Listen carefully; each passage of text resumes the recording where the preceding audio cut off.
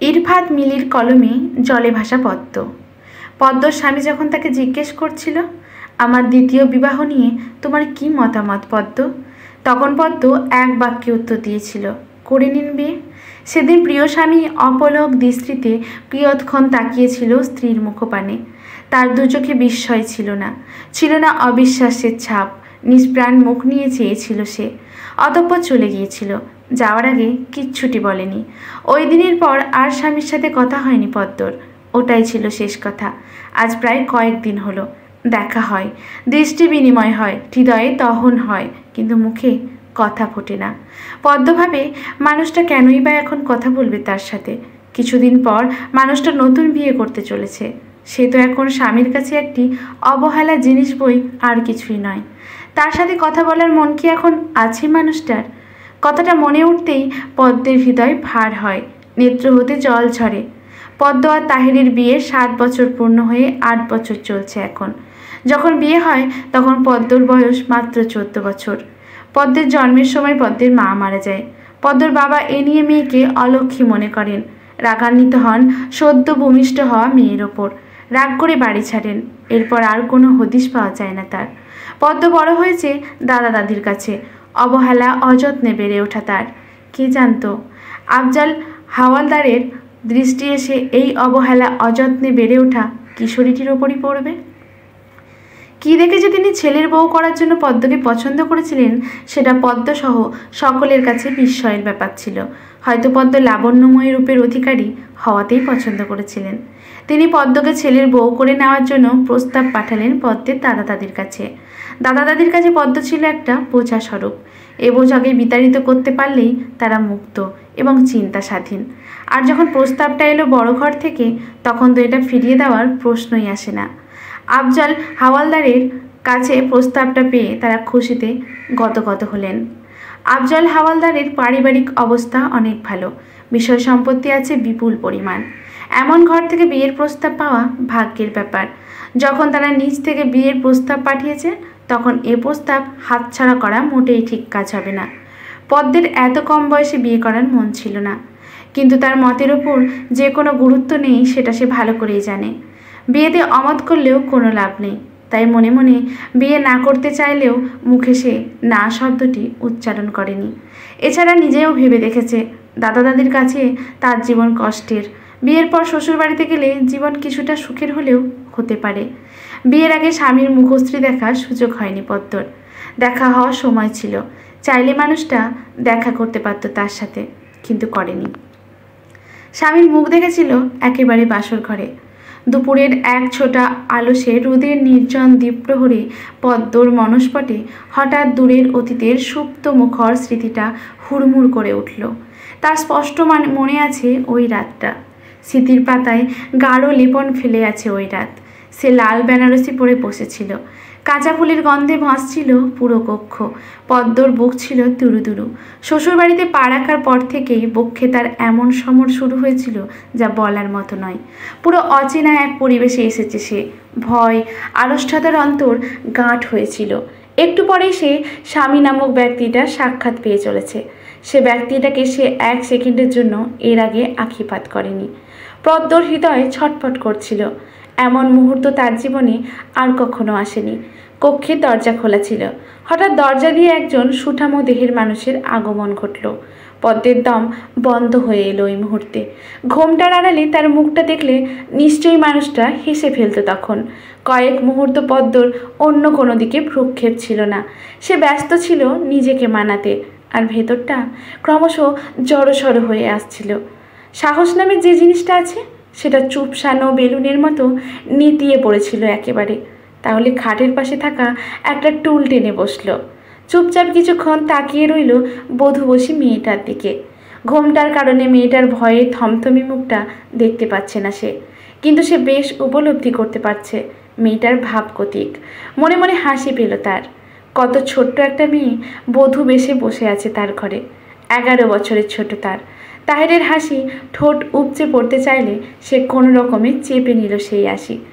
আরও কিছুক্ষণ নীরবতার পর বধূ বেশি কিশোরী মেয়ের উদ্দেশ্যে বলল, আসসালামু আলাইকুম। পুরুষালী কণ্ঠের বিশুদ্ধ সালামের ধ্বনি শুনে পদ্মর গলা শুকিয়ে এলো। হৃদকম্পন বেড়ে গেল আরও কয়েক গুণ।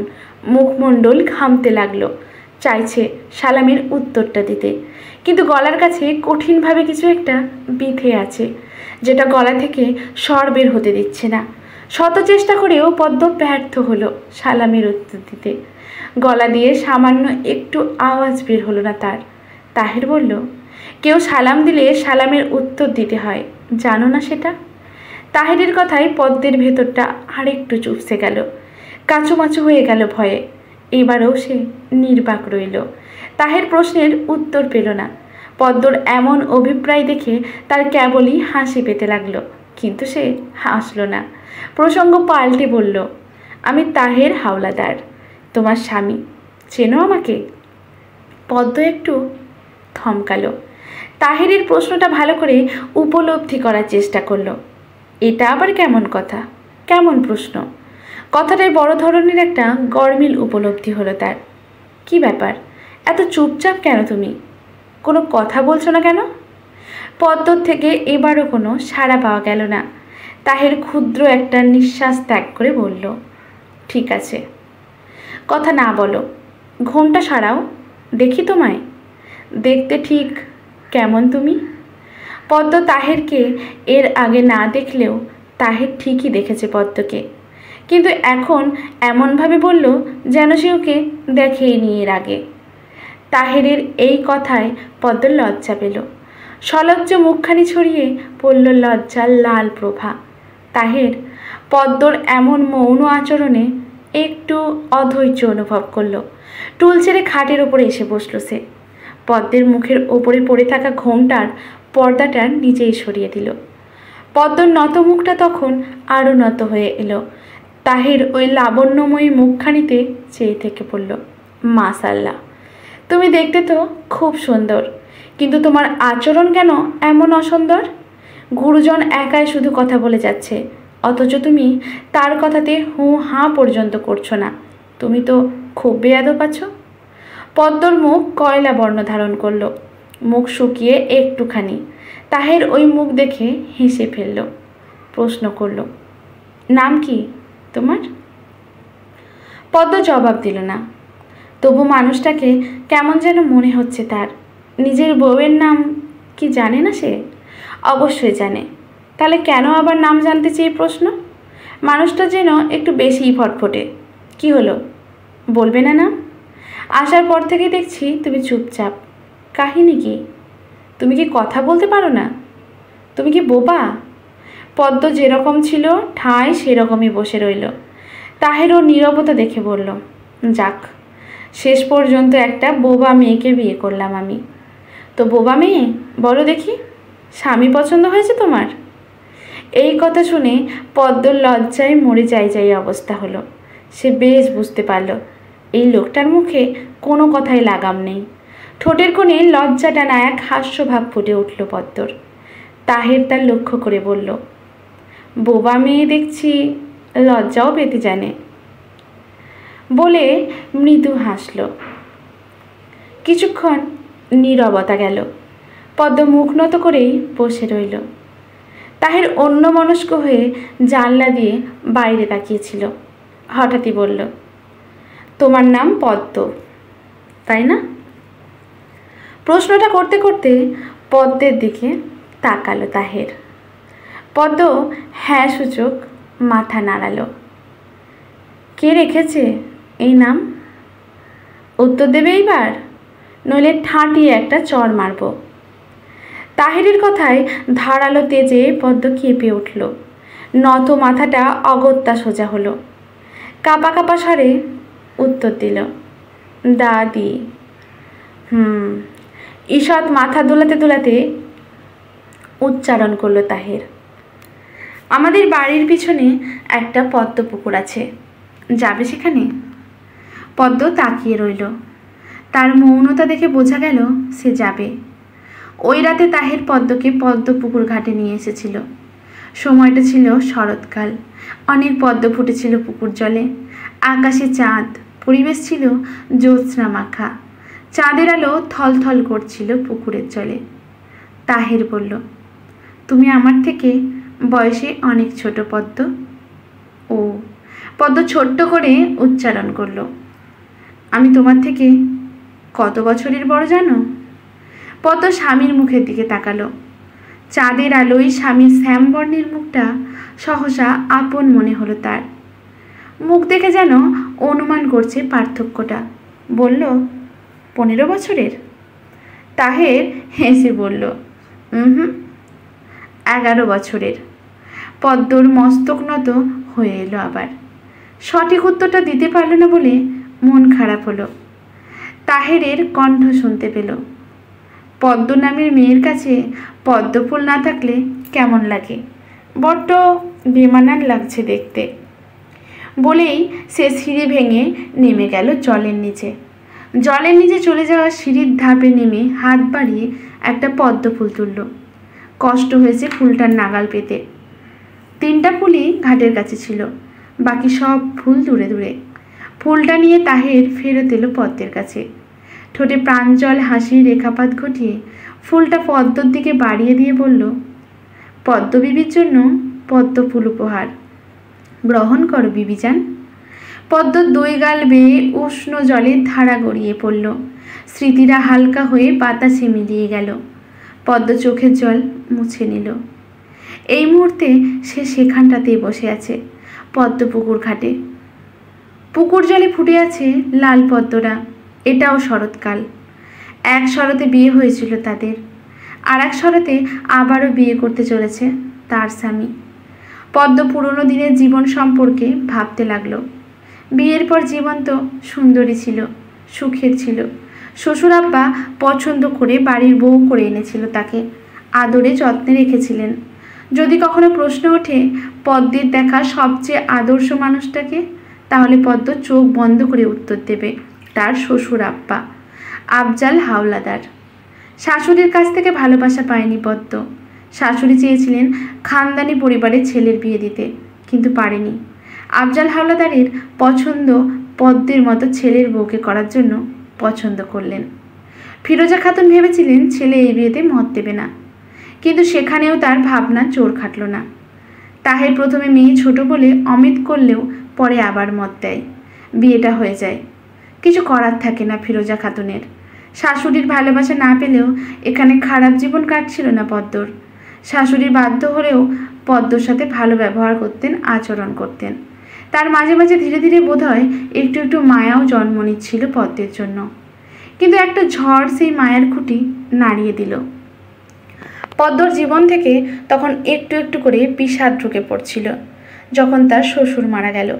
শ্বশুর মারা গিয়েছে আজ প্রায় 1 বছর হলো।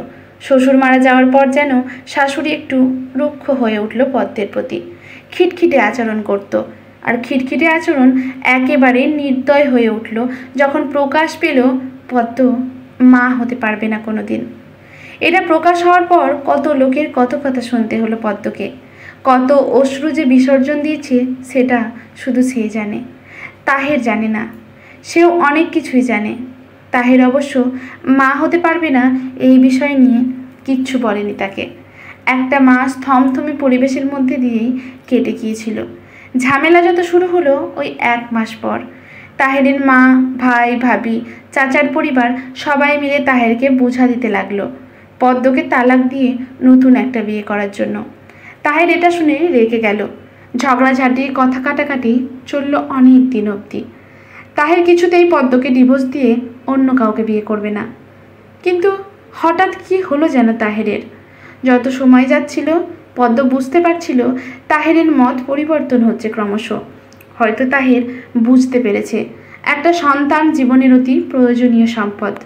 এই জন্যই হয়তো সে দ্বিতীয় বিয়ে করার জন্য মনস্থির করেছে। পদ্ম এ ব্যাপারে নিশ্চিত হয়েছিল যখন তাহের জিজ্ঞেস করেছিল, আমার দ্বিতীয় বিবাহ নিয়ে তোমার কি মতামত পদ্ম? মানুষটা যদি দ্বিতীয় বিয়ে করার মনই না থাকতো তাহলে কি জীবনে এমন একটা প্রশ্ন করতো স্ত্রীর কাছে?